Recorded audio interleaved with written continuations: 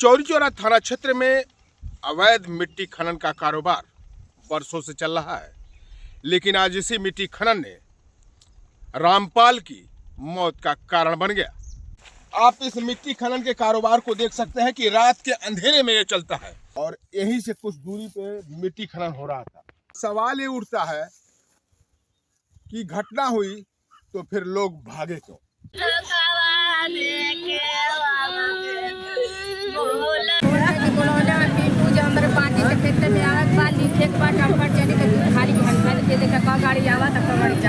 क्या नाम है आपका? सोनमती प्रजापति।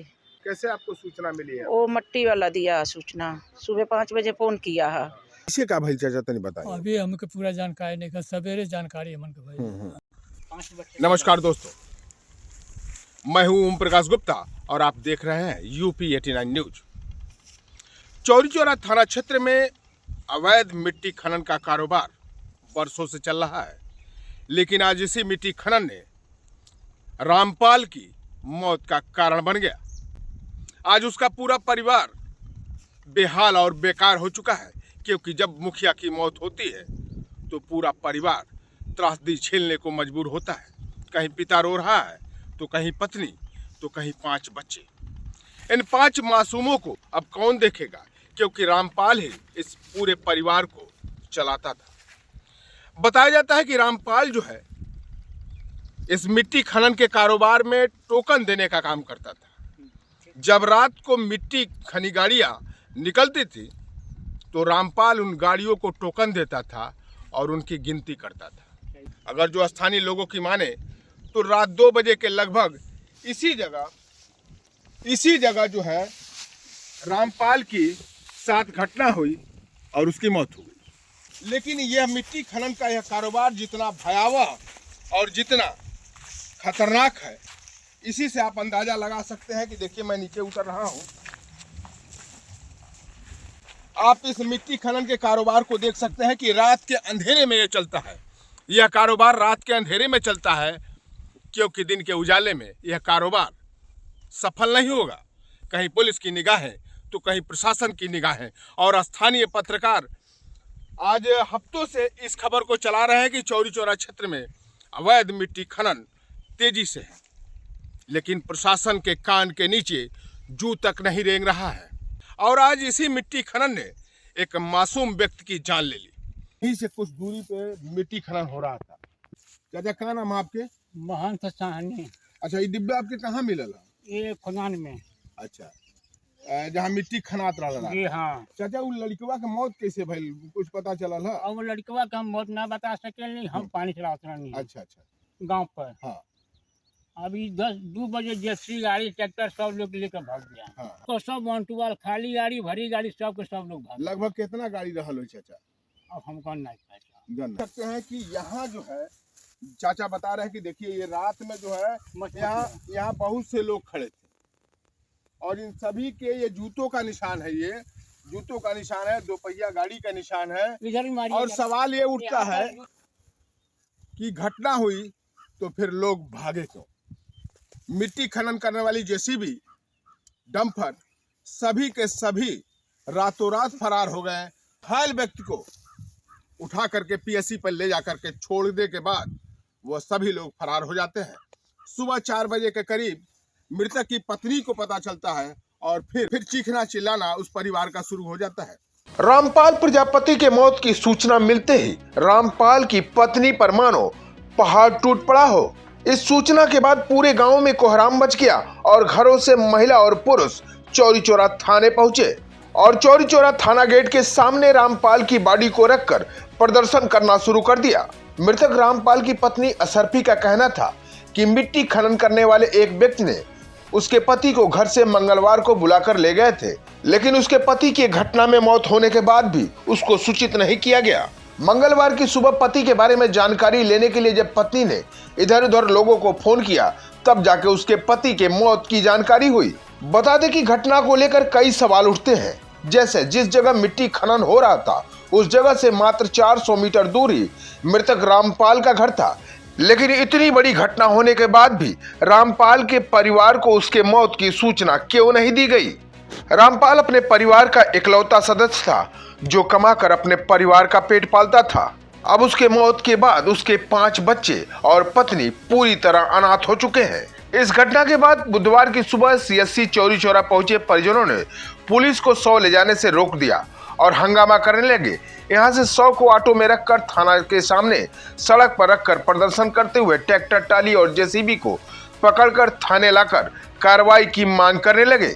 प्रदर्शन करने वालों को आरोप था कि पुलिस मिट्टी खनन कराने वाले धंधेबाजों को बचाने का प्रयास कर रही है और जानबूझकर ट्रैक्टर, टाली और जेसीबी को पकड़कर थाने नहीं ला रही है।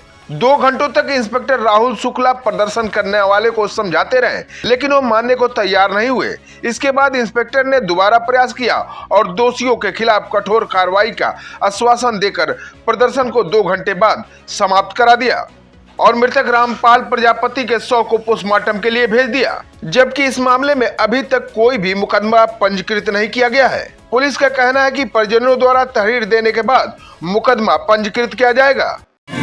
8 बजे खाना खा के 8:30 बजे अलार्म बोल के बोलौले में पीटू जो हमारे पार्टी के खेत में आवत बा लिखे के बाद डंपर चली तो खाली घंटा दे देखा का गाड़ी आवत तो गाड़ी जा आई पता नहीं काई गई थी ना सब हमके पता नहीं किसी मेरे फाला चलन के फलाने अल्लाह से हां बा हमन के बारे में एक बेर ना एक घर ना ये पता हाले हमारे पता नहीं हम 5 के बच्चे लेके कहां आ गए सोची हमारा पाली मार दिया उसको हम पटवाल लेके फिर मर्दे का ले कहां रखी गई सरकारी अस्पताल में ओकर बाद से किसरा लगे फोन कइले बा सब फोन किसरा मारे ओकरे लगे कइले बा तो हमर लगे बात होइल बा तब हमर विश्वास नहीं पड़ल फिर किस लगे नंबर लेके फोन कइली कॉल जितना भाई भी देख ले पाता तो कल चोरी चोरा हम भर्ती कइले बा ना भी नहीं हकीकत बता फिर भी हकीकत हमसे नहीं बताओ थवा ओकरे बाद से ई ना जे पता हमरा पति संगे का कर क्या नाम है आपका? एक्सपायर हो गई बा, मर गई बा। हाँ, ऊपर की फोन भी नहीं तो बतौलो है और यही अब यही जैसे फोन कैले पर कुछ टाइम पहले जैसे बात भी भइल बा उसे और मोबाइल भी निकाल ले लेवा कि नाम कहा मोबाइल बा और आप फोन जैसे बात करी कुछ न फोन उठाकर न बात करी और यहाँ से आके यहाँ अस्पताल में छोड़ दिया, सरकारी अस्पताल में फेंक दिए। क्या नाम है आपका? सोनमती प्रजापति। अच्छा, जो मरे हैं उनका बुआ हैं हम। कैसे आपको सूचना मिली है? वो मट्टी वाला दिया सूचना, सुबह 5 बजे फ़ोन किया है तो मेरी बहू उठाई, हम तो वॉकिंग आ गए थे, बहू उठाई है तो जब हम इधर से टकर के गए हैं तब हमारा नतनी आई है, बोलती है दादी पापा बुला रहे हैं मेरे लड़का के। तो हम सोचा लड़का आया है, बोलता है मम्मी ऐसा ऐसा बात हो गया है। तो हम कहनी यार तब मरने की नहीं सूचना दिया है, बोलता है एक्सीडेंट हुआ है। तो मेरी बहू फिर उसके पास फ़ोन की है तो गया, घंटी बाज रहा था तब मेरे को दी है तो हम बात किए हैं। तो हम बोला पहला खबर क्यों न दिया है, उसके घर पर पहला खबर दो, मेरे क्यों दिया, हम तो चौरी चौरा में हैं और उसका घर पास में है, कहाँ हुआ है। तो बोलता है वो जो कढ़ैया है वहीं ढरकवारी पर हुआ है। तो हम बोला है तो उनका घर जाओ लेके और उनके घर वाला को बुलाओ। तो बोलता है रोने लगा है, बोलता है तब बोलता है चाची वो नहीं हैं।